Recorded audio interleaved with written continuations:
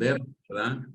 Y que podíamos ahí el estar en el video, ¿verdad? Hay una evaluación muy famosa que pues se llama evaluación 360, ¿verdad? Y esta es una de las cientos y cientos de organizaciones que las hacen, ¿verdad? Algunas también son implementadas a iglesias, hay iglesias que han tratado ahí de implementarlas, pero produce ese feedback para uno poder como líder conocerse y, como decía ahí, poder tomar las mejores decisiones y saber cómo uno es percibido. Y esta cita de Robert Burns de ese libro que estoy leyendo me impactó porque dice, si nos fuera dado el poder de vernos como los demás nos ven, ¿de cuántos disparates y necedades nos libraríamos?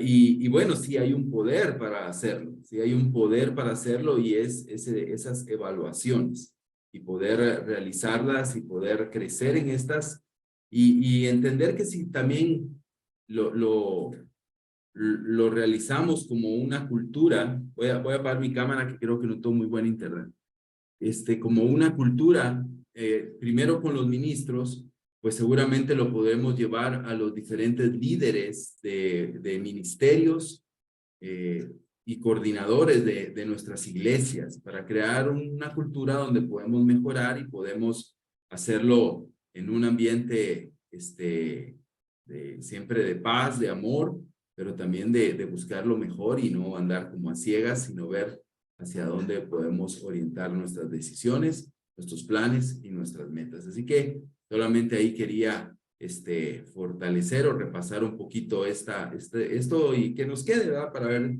creo que lo podemos platicar en los diferentes grupos y podemos crear alguna dinámica y pedir igual apoyo a otros que ya lo están haciendo, que nos cuenten cómo le hacen y cómo les ha ido, ¿verdad? Pero no tenerle temor, ¿verdad? A este tipo de evaluaciones, sino más bien pensar, ¿me puede ayudar a tomar mejores decisiones?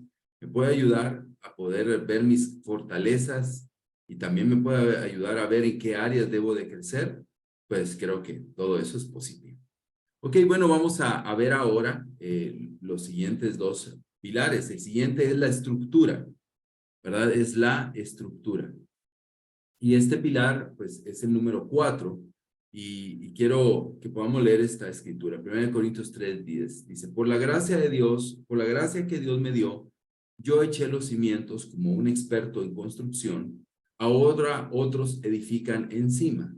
Pero cualquiera que edifique sobre este fundamento tiene que tener mucho cuidado, ¿verdad? Algo que aprendíamos en esta sesión era la importancia de crear estructura. ¿Ah? Y este es un tema importante. ¿Por qué? Porque todos los extremos son malos. El crear estructuras rígidas y legalistas es malo, pero no tener estructuras, ¿verdad? Y ahí sí que el Espíritu nos guíe a la buena de Dios, es también malo. Entonces es muy importante este pilar de sabiduría para poder adquirir esa sabiduría, poder crear estructuras dentro de nuestra iglesia, de nuestro ministerio, que nos permitan alcanzar la sabiduría. Los líderes fuertes tienen estructura, ¿verdad? Los líderes fuertes tienen hábitos y tienen estructura y crean estructuras en sus ministerios. Permiten que sus ministerios también se construyan ayudados por la estructura. Y la estructura es importante, ¿verdad? ¿Por qué? Porque es como una plantita, ¿no? Estas enredaderas. Obviamente, si no hay una guía, si no hay una estructura, pues la planta se va a desperdiciar, no va a crecer, se va a morir, ¿verdad? O va a crecer en el piso, no va a cumplir con el propósito. Entonces, estas guías que les hacen, estas pequeñas guías, les dan una estructura. Entonces, la planta crece porque tiene una estructura. Y eso es lo que debemos de pensar, ¿no? En esto, que poder crear estructuras que puedan permitir que nuestra iglesia crezca, que nuestro liderazgo crezca, que nuestro ministerio crezca. No estructuras legalistas que aplasten el crecimiento y lo ahoguen, sino que lo ayuden, ¿verdad? Que sirvan para ayudar al crecimiento. ¿verdad? Hay dos vertientes, las reglas y los principios, y ambas son buenas. Pero bueno, es importante entender, las reglas son muchas, y las reglas pueden ser muchísimas, ¿verdad? Podemos crear y diseñar muchas reglas. Los principios son pocos, ¿verdad? Son muy centrales, ¿verdad? Son muy epicéntricos, entonces, pero van unidos, las reglas y los principios. También las reglas se ajustan, ¿verdad? Las reglas pueden irse ajustando, deberían de ajustarse, ¿verdad? Y deben de ir cambiando, mejorando, creciendo, pero los principios transforman, los principios tienen una idea de transformar nuestra vida, ¿verdad? Y que debe de ser ayudado por la regla, pero sin olvidar el principio, ¿verdad? Las reglas pueden llenar el oído de dichos, pero los principios llenan el corazón de enseñanza, ¿verdad? Entonces, ambas son importantes, ¿verdad? Y tienen algunos puntos. Algunos ejemplos que nos daba Mark era uno, la regla, no matar, ¿verdad? Ese es el mandamiento, ¿verdad? La ley. Pero ¿cuál es el principio? ¿Verdad? No odies, Mateo 5:22. O sea, yo podría no matar a alguien, pero odiarlo y desearle la muerte, ¿verdad? Y detestarlo. Entonces, técnicamente no estoy violando la regla, ¿verdad? Porque no estoy matándolo, pero sí estoy violando el principio. Entonces, este principio de no odies puede aplicarse a diferentes reglas, ¿verdad? Pero ambos tienen validez, obviamente, pero sin olvidar el principio. Si se sigue la regla, pero no el principio, uno se convierte en un fariseo, ¿verdad? En seguir la regla sin, ¿verdad? Sin entender el principio y seguir el principio, ¿verdad? Nos convertimos en fariseos. Todo ese debate del sábado de Jesús, ¿verdad? Todo ese debate del sábado de Jesús era la regla contra el principio, ¿verdad? ¿Para qué fue hecho el sábado, verdad? Entonces Jesús es muy claro en esto. Él tiene un principio muy claro, ¿no? El sábado se hizo para el hombre, no el hombre para el sábado. Hay un principio.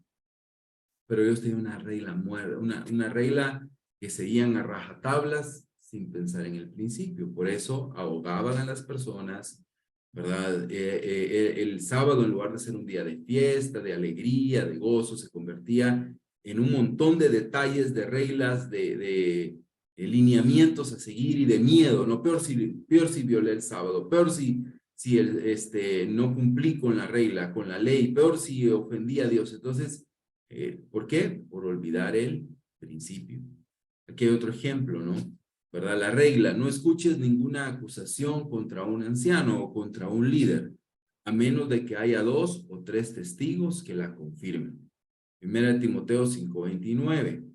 ¿Qué vemos ahí? Hay un principio, hay una regla, perdón. No escuches, dice, no atiendas la crítica contra un líder, a menos de que haya 2 o 3 testigos. Esa es la ley.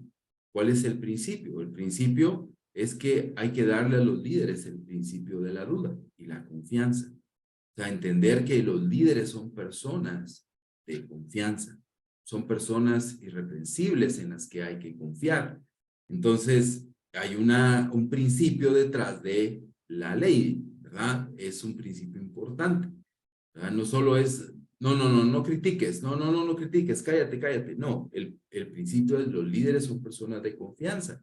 Y si el líder ha fallado en algo, tiene que ese fallo que ser respaldado por 2 o 3 testigos, ¿verdad? No solo por una persona. Entonces, hay una idea importante aquí, es la regla y el principio. Ambas son importantes para poder crear estructura. ¿Por qué tenemos reglas? ¿Por qué dentro de la iglesia tenemos reglas? ¿Por qué, un ejemplo, tenemos reglas de las citas, los sábados, ¿verdad? Con los solteros, que no anden solos, ¿verdad? Que no anden a altas horas de la noche, que no anden solos en un carro. Son reglas. Eso no está en la Biblia. Eso no es parte de la Biblia. Entonces, son reglas que tenemos. El discipulado como lo tenemos, ese árbol de discipulado que nosotros tenemos, eso es una regla, no está en la Biblia. La Biblia no nos enseña una estructura organizacional, ¿no? De discipulado, no hay un árbol ahí que se vea con claridad, ¿no? ¿Verdad? Podría verse vestigios, pero no existían, ¿verdad? De eso. Entonces, pero hay un principio. Hay un principio. Nosotros tenemos reglas con respecto al discipulado, tenemos reglas en muchas cosas, tenemos reglas adentro de la iglesia. Y a veces puedo pensar, no, es que las reglas religiosas no podemos, pero somos una iglesia que tiene reglas. ¿Y son malas las reglas? No, necesitamos reglas, necesitamos estructura. Obviamente, como vimos anterior, hace un momento, todas deben de ser alimentadas por el principio. Y los principios son importantes. Entonces, en el caso de los noviazgos, ¿por qué los noviazgos no pueden andar solos? Esa es la regla, ¿ah? Esa es la ley. ¿Cuál es el principio? ¿Alguien me puede ayudar? ¿Cuál es el principio de esa regla que tenemos en la iglesia?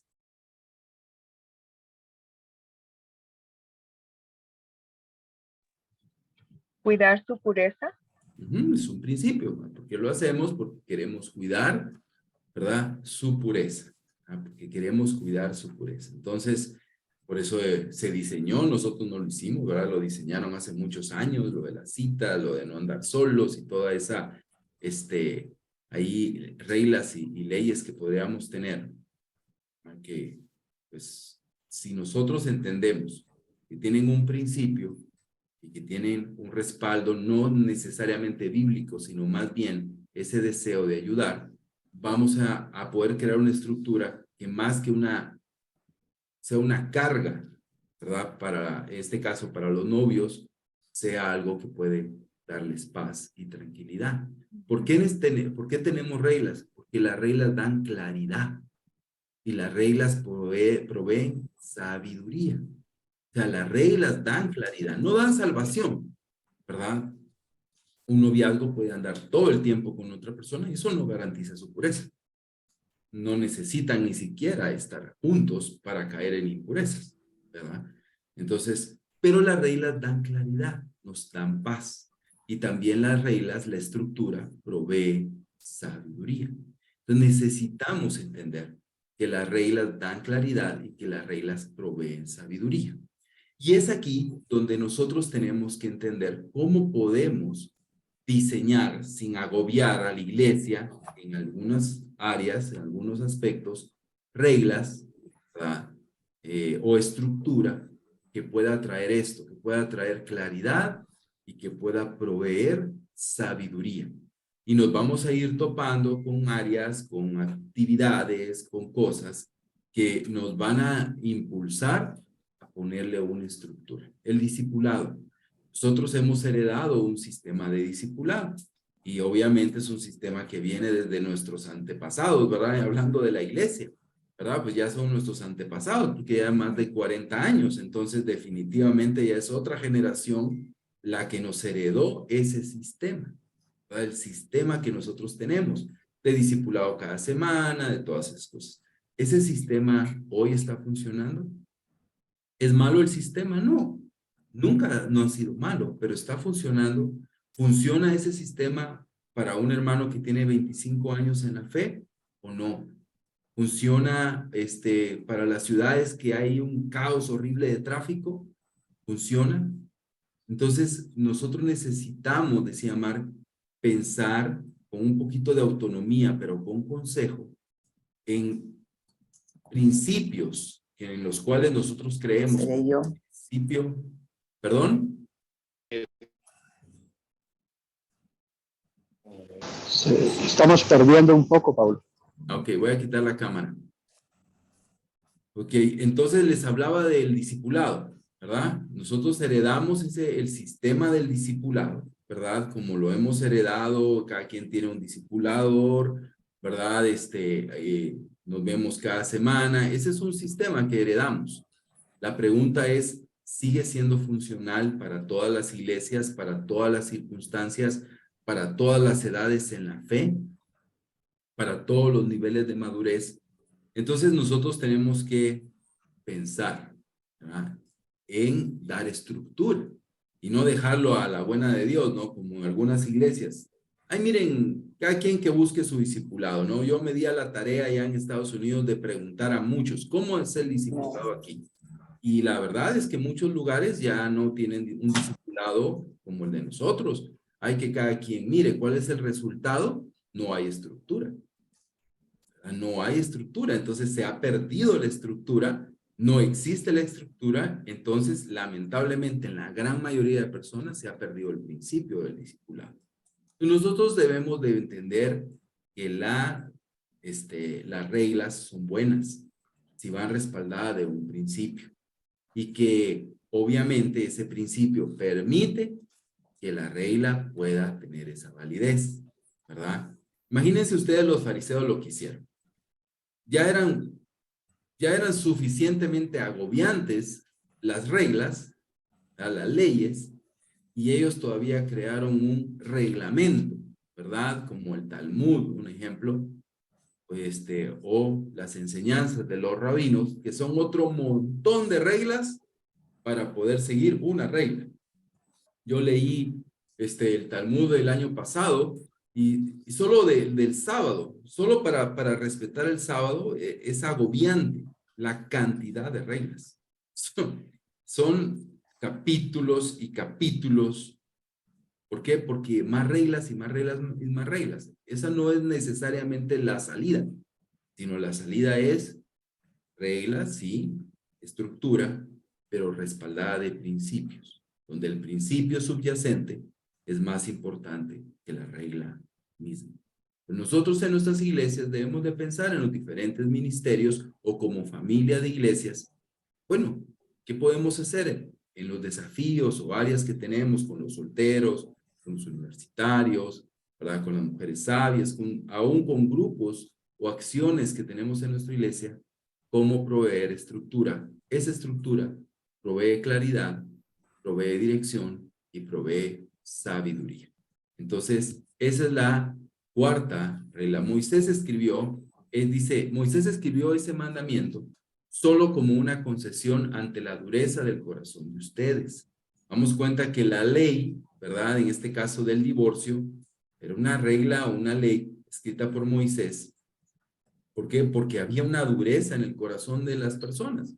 Entonces era necesario legislar, llamémoslo así, para dar una estructura. Que si no, eso iba a ser un desastre y la gente iba a abandonar sus hogares con mucha facilidad. Entonces Moisés, sobre todo para proteger a la mujer, porque realmente la ley del divorcio, está en Deuteronomio 4, tiene el propósito de proteger a la mujer, ¿verdad? Da la regla. Entonces, hay que ver nuestras iglesias, y yo pensaba en dos áreas, las que he mencionado, los noviazgos, el discipulado, para pensar cómo podemos, Dios, ayúdanos a poder tener una estructura que nos permita ir mejorando en el principio, tanto de cuidar las purezas de los noviazgos, como también la ayuda mutua, el compañerismo, ¿verdad? Con Cristo que tenemos como hermanos, que podamos hacerlo. Entonces, algo que decía, la regla modifica la conducta, el evangelio modifica el corazón. Entonces, la cuarta columna, el cuarto pilar es la estructura, ¿verdad? Y necesitamos estructura, es muy importante, ¿verdad? En nuestras iglesias, hermanos, nosotros necesitamos diseñar estructuras. Las empresas lo hacen, yo sé que las empresas hacen manuales, ¿verdad? Y los manuales proveen esa estructura para que la gente no se pierda. Mañana ya no está la persona que estaba en ese puesto, viene el otro y lee el manual y hay una estructura.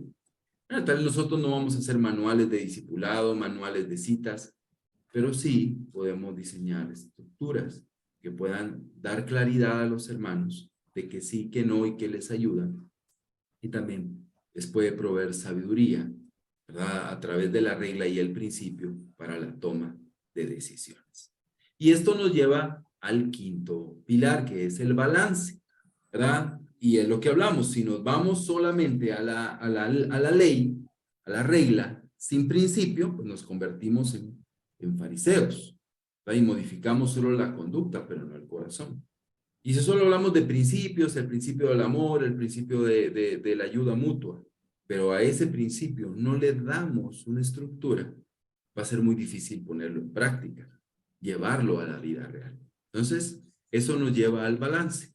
Eclesiastés 7:18, hablando de temas de la vida, como habla Eclesiastés, dice, presta atención a estas instrucciones, porque todo el que teme a Dios evitará caer en ambos extremos. ¿Ah? Hay extremos en los que podemos caer como líderes. Podemos, y normalmente vamos a orientarnos a los extremos de nuestra preferencia.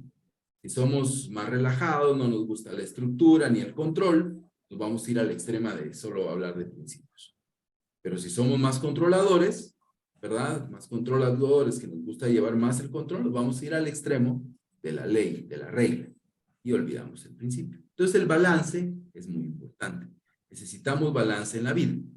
El balance permite que nuestro liderazgo pueda estar bien condimentado, el que esté balanceado. ¿Y cuáles son los extremos de ese balance? Los extremos son la gracia y la verdad. Nosotros necesitamos balancear nuestra vida en estos dos extremos y tener balance, ¿verdad? La gracia y la verdad. Primera de Juan 1:14 dice que Jesús vino aquí y vivió entre nosotros con abundancia de gracia y de verdad. O sea, la verdad sin amor, sin gracia, es dura. Es dura, es contundente y a veces desanimante, ¿verdad? Pero la gracia, el amor sin la verdad, se puede convertir en complacencia, esperancia. Entonces, ese equilibrio es muy importante en nuestra sabiduría.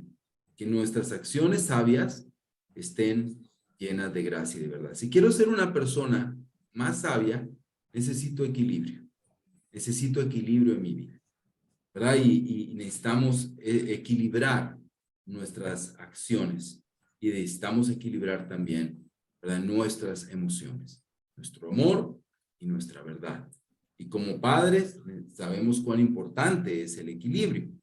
Porque si nosotros somos personas que solo le decimos a nuestros hijos y los regañamos y les hacemos ver lo mal que están, pero no hay gracia hacia ellos, los desalentamos, los desanimamos. Pero si vivimos y criamos solo con amor, solo con gracia, solo, ay, tan lindo, mi hijo, Dios te va a ayudar, tú eres una princesa del Señor, sin decirle la verdad, tampoco les ayuda. Entonces, el equilibrio es muy importante. El equilibrio también está entre el amor y la disciplina. Si solo amamos, pero no disciplinamos, efectivamente vamos a vivir una vida sin balance. Pero si solo disciplinamos, solo llamamos la atención y amonestamos, pero sin amor, también nos desequilibramos. Una vida sabia busca este balance. El balance del amor y el balance de la disciplina. Y nosotros necesitamos balancear nuestro liderazgo, ¿verdad? Si queremos un liderazgo basado en los pilares de la sabiduría, necesitamos un liderazgo balanceado, donde las personas puedan pensar, el amor es firme. Este me ama de una manera firme. Es una persona que me ama, pero también que me disciplina. ¿Verdad? Es una persona que me disciplina, que me hace ver, pero también me ama. Y tenemos ese balance, que no es fácil, ¿verdad? No es fácil balancear nada en la vida. O sea, pongámonos a balancear estas rocas, tú sabes que no es solo de ponerlas.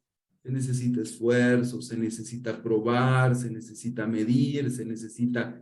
Entonces, alcanzar el equilibrio en nuestra vida, para alcanzar la sabiduría, necesitamos estar entendiendo que necesita esfuerzo.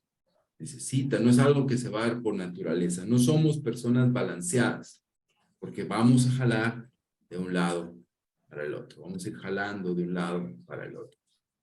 Y quiero terminar con este ejemplo que nos daba Aymark, y es Mao Zedong.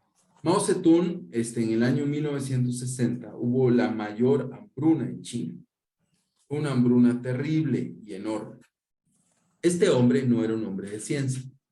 Era un líder, ¿verdad? Era un líder de una nación grande. Él vio la agricultura, ¿verdad?, en China, y dijo, vamos a tener la agricultura más grande y vamos a tener las mejores siembras. de la vida. Y él vio que uno de los enemigos, según su idea, para poder mejorar la agricultura, el enemigo número uno, bueno, hizo una campaña contra 4 pestes, pero la peste número 1 para él fueron los gorriones. Hizo una campaña de matar gorriones. Entonces, mataban gorriones, ¿verdad? Mataban gorriones. Y los asesinos número 1 de gorriones eran los niños, ¿verdad? Los niños se les dieron ondas, palos, no dejaban que los gorriones bajaran a la tierra y mataron miles y miles de gorriones. Estos niñitos eran vistos como héroes nacionales, Pueden buscar documentales, yo ayer vi uno de esto para poder tener más claridad de lo que dijo Mark. Vi un documental sobre esto y los niños, todos, pero los niños principalmente llegaban con tiras de gorriones y los entregaban y los incineraban y eran aplaudidos, eran vistos como héroes nacionales. Y wow, ¿qué pasó? El siguiente año la cosecha era linda, ¿verdad? Pero fue linda unos instantes nada más, porque en medio de esa cosecha o de ese crecimiento tan grande que tenían las plantas, hubieron pestes de langostas. Lo que no sabía Mao Zedong, porque no era un hombre de ciencia, es que los gorriones no solo molestaban los sembradíos, sino también se comían a los insectos y en especial las langostas. Pestes y pestes de langostas invadieron los campos de China. Y hubieron 2 efectos terribles de esta decisión sin equilibrio y sin sabiduría. Una decisión que este hombre lo hizo por su propia manera de pensar. China tenía hombres de ciencia. China tenía ministerios de agricultura que sabían cuál era el papel de los gorriones, pero él en su ignorancia, en su autoritarismo y en su manera de ser, ¿verdad? En su idea, hizo que este pueblo se muriera de hambre. Los datos de la gran hambruna de 1960 están de que murieron de 15 a 30 millones de personas. Dice que cuando ellos se dieron cuenta del desastre, no sabían qué hacer. No sabían qué hacer. Dice que fueron a importar gorriones a otros países. O sea, estaban locos, no sabían cómo reparar esta mala decisión. Y eso fue uno de los efectos que esta mala decisión tuvo. El segundo efecto fueron estos niños.